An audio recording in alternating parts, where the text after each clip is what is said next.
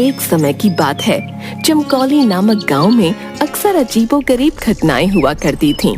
गांव वालों का मानना था कि उनका चमकौली गांव शापित है। जब भी कोई गांव वाला गांव के जंगल में जाता तो वो जिंदा नहीं बचता।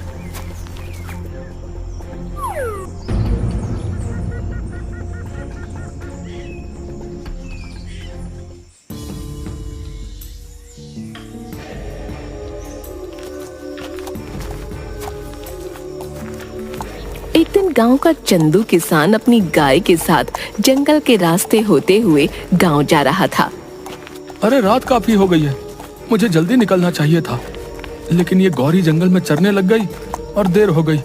गौरी, अब चल जल्दी से, इस जंगल में बहुत अनहोनी घटनाएं होती रहती हैं। चंदू डरता हुआ अपनी गाय के साथ थोड़ा आगे बढ़ता है तो उसे पेड़ के नीचे एक बुढ़िया घूंघट ओढ़े दिखाई देती है, जो देखने में काफी डरावनी लग रही होती है।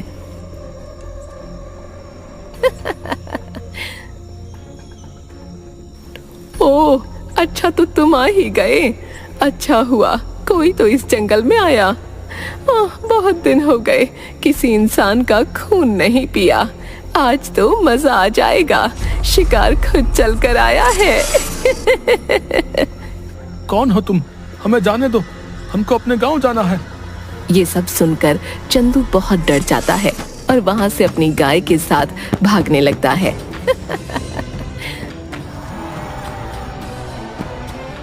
भाग, अरे तेज भाग मेरी गौरी, नहीं तो आज हम दोनों नहीं बच पाएंगे। तभी वो घूंघट वाली बुढ़िया उसके सामने आ जाती है।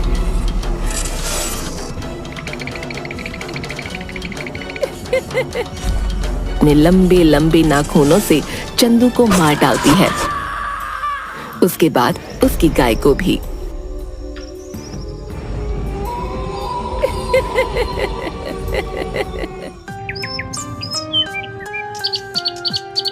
अगली सुबह ये खबर गांव वालों को पता चलती है।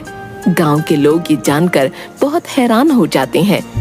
अरे भैया सुना है, उस घूंघट वाली बुढ़िया ने कल रात चंदू किसान और उसकी गाय को मार डाला। भैया ये तो अच्छा नहीं हुआ भैया। हाँ भैया, अब तो इस गांव में रहते भी डर लगता है, लेकिन क्या करें भैया, गांव छोड़कर भी तो नहीं जा सकते ना। वो जो जंगल है वो गांव के बीचों बीच ही पड़ता है भैया, आखिर जाएं भी तो कहाँ। और ये बोलते हुए वो दोनों बहुत उदास हो जाते हैं। चंदू के मरने की खबर उसके घर पहुंचती है। चंदू किसान का बेटा पप्पू जोर जोर से रो रहा होता है।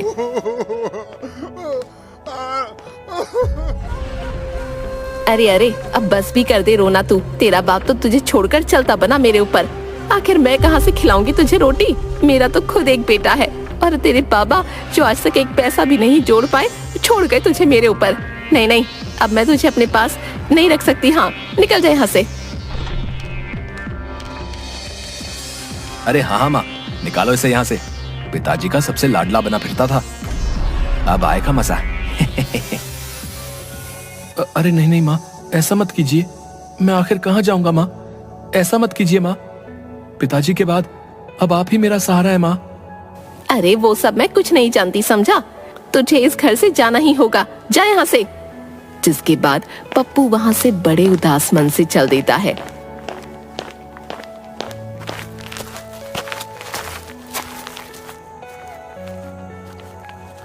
चलते चलते वो गांव के उसी जंगल में आ जाता है। जैसे ही पप्पू अंदर जंगल में जाता है, उसे डरावनी आवाजें सुनाई देने लगती हैं। वो बहुत डर जाता है।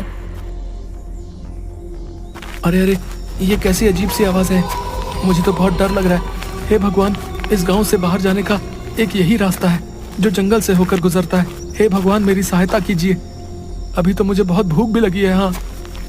और जिस ओर से डरावनी आवाजें आ रही होती हैं, उस ओर चल देता है। तभी वो देखता है कि वहीं पेड़ के नीचे घूंघट में एक बुढ़िया बैठी है। आ गया तू, अब मुझे एक नया शिकार मिल गया। उसकी ये बात सुनकर पप्पू काफी डर जाता है। हे भगवान, अब मैं क्या करूं?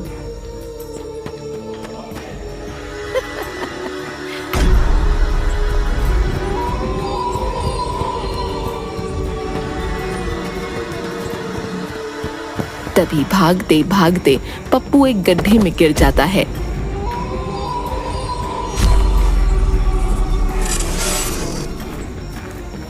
जैसे ही पप्पू उस गड्ढे में गिरता है, वो एक ऐसी जगह पहुंच जाता है जहां बहुत रोशनी होती है। काफी बड़े बड़े पेड़ होते हैं और उन्हीं पेड़ों के पास एक बहुत ही सुंदर नदी होती है। वहां आसपास अलग अलग तरह के पक्षी और जानवर घूम रहे होते हैं। सबको देख पप्पू हैरान रह जाता है। अरे ये मैं कहाँ गया हूँ? ऐसा अजीब सा जंगल तो मैंने कभी नहीं देखा।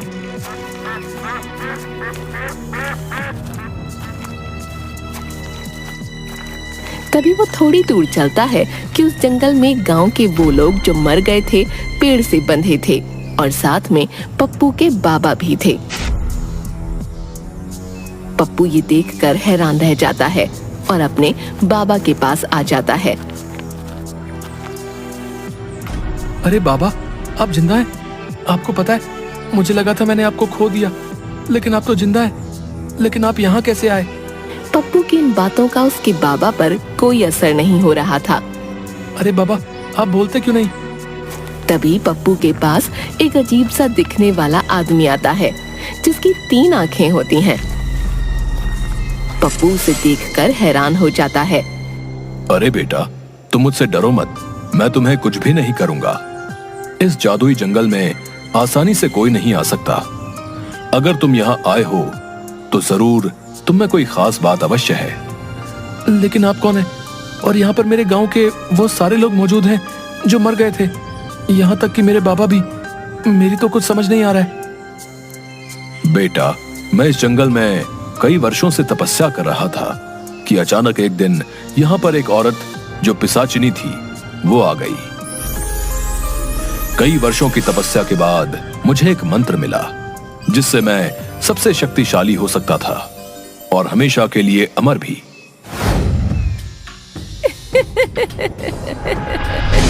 लेकिन इस बात की खबर उस पिशाचिनी को लग गई और यहाँ मुझे मारने आ गई। मैं पिशाचिनी हूँ। मुझे पता चल गया है कि तेरे पास वो जादुई मंत्र है। मुझे वो जादुई मंत्र बता, मैं इस दुनिया में अमर होना चाहती हूँ।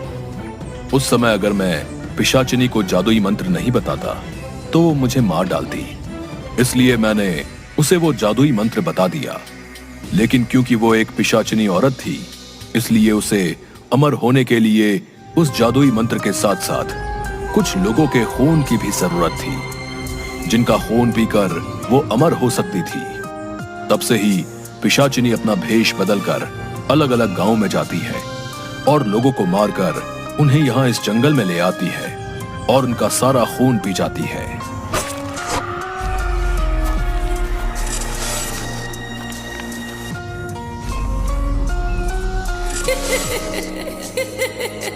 तीन आंखों वाले आदमी की ये बात सुनकर दंग रह जाता है।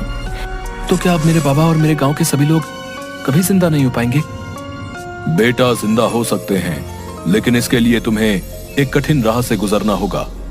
वो घूंघट वाली औरत ही पिशाचिनी है जो तुम्हारे गांव के लोगों को मारा करती है।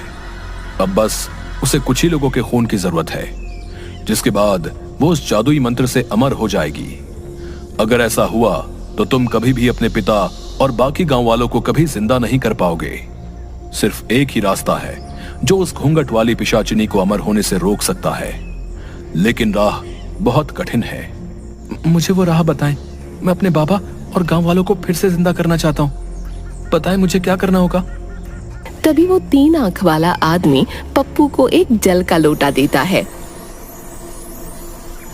पप्पू, इस सिद्ध जल के कलश को लेकर तुम्हें उस पिशाचिनी के पास जंगल में जाना होगा और जिस वृक्ष के नीचे वो अपने शिकार का इंतजार करती है, उसी वृक्ष के ऊपर एक उल्लू निवास करता है। उसी उल्लू में उस पिशाचिनी के प्राण हैं।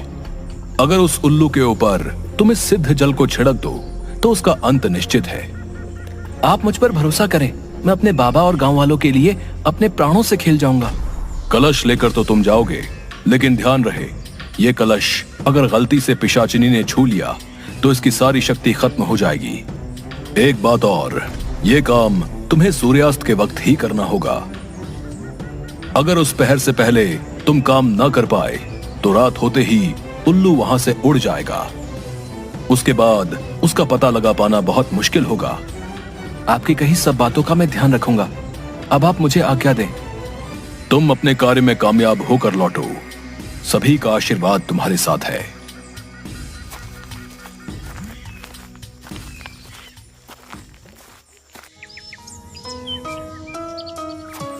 उसके बाद पप्पू जंगल में ठीक उसी जगह सूर्यास्त से पहले पहुंच जाता है। मैं उस पिशाचिनी को किस तरह इस पेड़ के नीचे से हटाऊं? अगर मैं इसके सामने गया तो ये मेरे पीछे पड़ जाएगी और इस कलश को भी तोड़ना चाहेगी। हे भगवान, मेरी मदद करो। तभी उसके सामने उसकी गाय गौरी, जिसको पिशाचिनी ने मार दिया होता है, वो आ जाती है। अरे गौरी, तुम आ गई। हाँ पप्पू, मैं तुम्हारी मदद करने आई हूँ। अब मैं तुम्हारा रूप लेकर पिशाचिनी के सामने जाऊंगी, जिससे वो मेरे पीछे भागेगी। तब तुम पीछे से जाकर उस पेड़ पर बैठे उल्लू पर इस सिद्ध जल को छिड़क देना, जिससे ये पिशाचिनी का अंत हो जाएगा। ठीक है, मैं बिल्कुल वैसे ही करूंगा। उसके बाद गौरी पप्पू का रूप ले लेती है। पिशाचिनी के सामने जाकर, इधर देखो बूढ़ी पिशाचिनी, आओ मेरे पास। अरे ये क्या देख रही हूँ? आज मेरा शिकार मुझे खुद बुला रहा है। आज तो आनंद आ जाएगा। उस दिन तुम कहीं भाग निकले थे, आज तुम्हें कोई नहीं बचा पाएगा। हाँ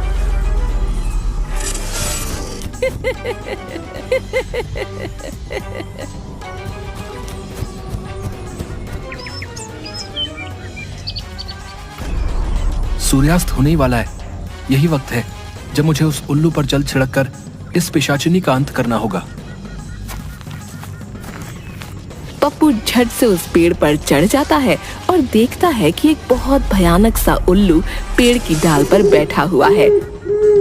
पप्पू कलश से जल उस पर छिड़क देता है, जिससे उल्लू जलकर खाक हो जाता है। और वहीं दूसरी ओर पिशाचिनी गौरी के पीछे भागते हुए जलने लगती है। अरे ये क्या हो रहा है? मेरा शरीर कैसे जल रहा है? धोखा, मेरे साथ धोखा हुआ है।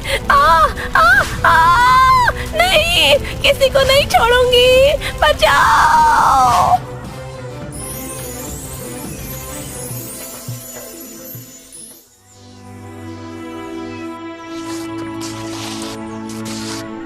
धन्यवाद ईश्वर, मैं इस राक्षसी का अंत करने में सफल हुआ। उसके खत्म होते ही पप्पू के बाबा और सभी गांव वाले उस 3 आंख वाले आदमी के साथ वहां आते हैं, जिन्हें देखकर पप्पू बहुत खुश हो जाता है। अरे बाबा, आप जिंदा हो गए।